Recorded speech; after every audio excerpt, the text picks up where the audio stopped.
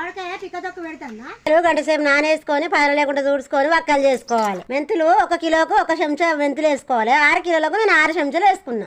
మెంతులు దూరగా వేగినాక జీలకర్ర కూడా కిలోకి 1 చెంచా వేసుకోవాలి. 6 కిలోలకు 6 చెంచాలు వేసుకున్నా.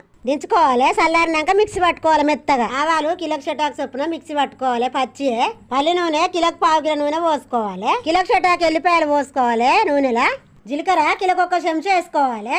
6 కిలోలకు 6 చెంచాలు వేసుకున్నాం.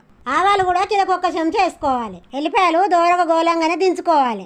ఎల్లిపాయలు కిలోకి చెటాకు అక్కముక్క దంచుకొని గోరవెచ్చ నూనెలో వేసుకోవాలి. ఉప్పు కిలోకి 1/2 కిలో పోసుకోవాలి వక్కల మీద. ఇప్పుడు వేయించుకున్న జీలకర్ర మెంతుల పొడి వక్కల మీద చల్లుకోవాలి. ఆవ పొడి కూడా మెత్తగా పట్టుకొని వక్కల మీద చల్లుకోవాలి. కారం కిలోకి 1/2, 6 కిలోలకు 6 1/2 పోసుకున్నా. కారం ఉప్పు మంచిగా కలవేరేసేటట్టు కలుపుకోవాలి. మనం పోసి పెట్టుకున్న నూనె చల్లారినాక వక్కల మీద పోసి మంచిగా కలుపుకోవాలి. కలిపినాక జాడలు ఎత్తుకోవాలి. నా వీడియో నచ్చితే నాకు సపోర్ట్ చేయి.